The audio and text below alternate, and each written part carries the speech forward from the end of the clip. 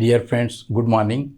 I, Jaswant Singh Kelasia, welcomes you in our YouTube channel, Parad Germinates the Democracy.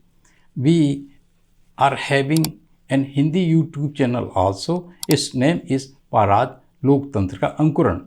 We are also available in different social media platforms. You can see them in the descriptions. For what purposes, for what objectives, and with what philosophy these channels have launched, you can also know in this regard in the descriptions. It is requested that do not focus on the quality of our presentation, but kindly please focus on the depthness of the subject matters and issues we discuss. If you think that our channel is putting forward some revolutionary, basic, and the fundamental ideas and increasing your knowledge, then kindly please subscribe, like, and share our channel. So that also press the bell icon button so that you can get notifications for our new videos. Friend, nowadays we are discussing and presenting a video series regarding the Muslim problems of India. The background and the relevancy of this video series has been explained in first episode of this series. But a very brief background is this.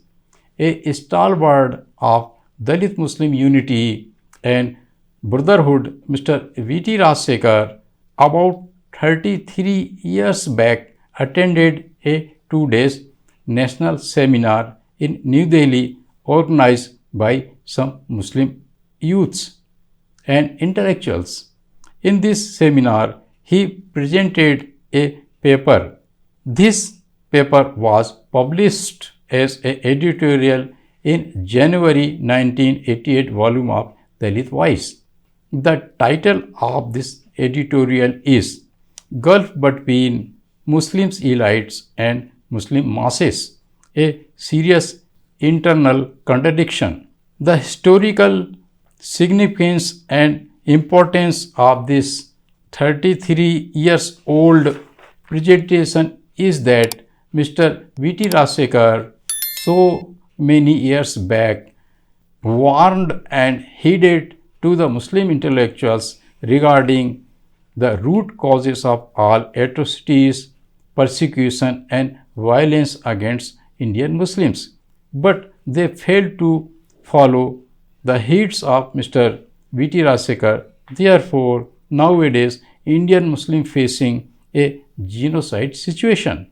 Here, we are reproducing this historical editorial or speech in the form of this video series. Now, we are presenting the 6th episode of this series. Muslim elites' failure. Those who have failed as negavars for years must be naturally partners in life. Both belongs to the same socio-economic class, and that means their interest merges. A Dalit must know his Muslim negavar through and through. There is no contradiction between Dalit and Muslims. Both are not only non-Hindus but are also considered enemies by the upper castes. Both are beef eaters. Both are exploited by the same people. Both have a common enemy. So both must think and act alike. Dalit at least have been entirely deprived and enslaved by the upper caste. Not from now but from centuries. But that is not the case with Muslims, who are culturally very rich. They have been ruled for 1,000 years. Their main assets is their religion. Islam has helped them preserve their dignity. A Muslim may be poor, but he always walked with his head high.